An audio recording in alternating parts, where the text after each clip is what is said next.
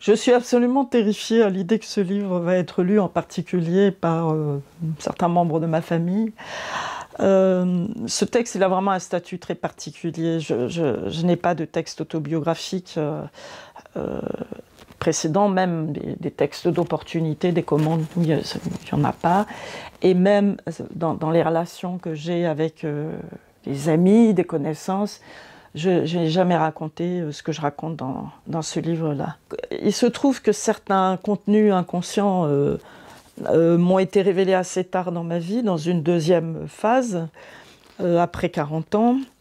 Et que à ce moment-là, j'ai vraiment pris conscience, disons, de l'ensemble de ce qui avait dû m'arriver quand j'étais enfant, à cause de cette injonction des parents maltraitants qui vous disent que tout ce qu'ils vous font est pour votre bien.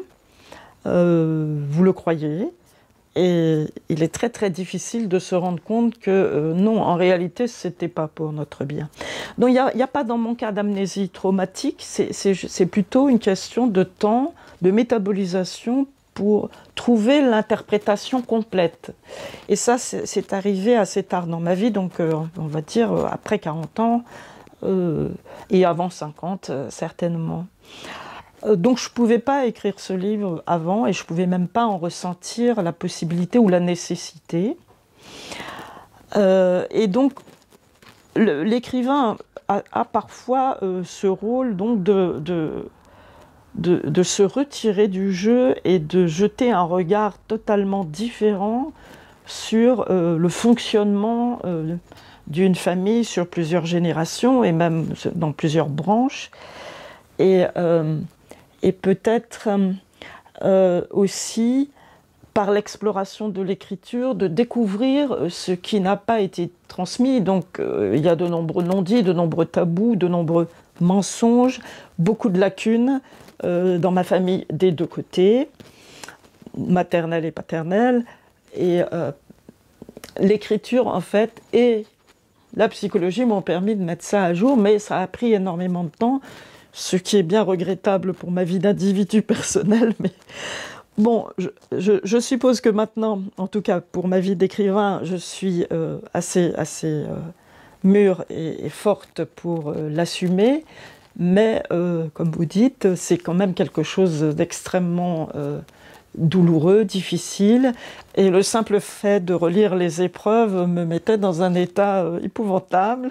J'avais énormément, oui, de difficultés à surmonter l'interdit de dire qui a été tellement intégré depuis mon enfance, bien que je sois, je crois, la seule de ma fratrie à être sortie du déni, ça m'est encore aujourd'hui difficile d'assumer.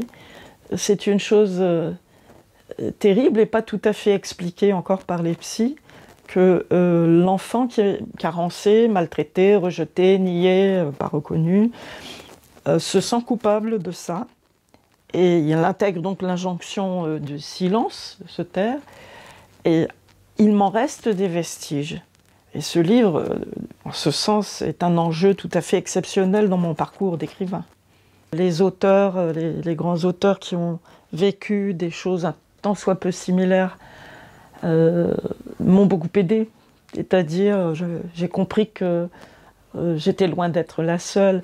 Alors on peut quand même citer Boris Cyrulnik qui lui-même cite 2 études scientifiques internationales vraiment très très très sérieuses. La première dit que dans les familles d'écrivains, les troubles mentaux sont 3 fois plus nombreux que dans la population générale, et que chez les écrivains eux-mêmes, une autre étude, donc tout aussi sérieuse, conclut qu'il y a 2 fois plus de troubles mentaux que dans la population générale. Et ça m'a beaucoup encouragée, oui. C'est-à-dire, en fait, toutes ces approches complémentaires m'ont aidée, finalement, donc à interpréter différemment, à assumer ce qui devait être dit. Donc, je ressentais cette injonction intérieure de dire. Et en effet, l'écriture est moins univoque, surtout quand on s'entoure de citation ou simplement d'analyse des sources cachées de l'écriture chez d'autres écrivains. C'est quand même... ça devient possible parce qu'on ne va pas l'universaliser. Il y a des auteurs qui ont été des enfants heureux. Les statistiques, les études le confirment. Mais quand même, il est certain qu'au fond, on pourrait dire que la motivation de me lancer dans cette entreprise, c'était de répondre à la question suivante.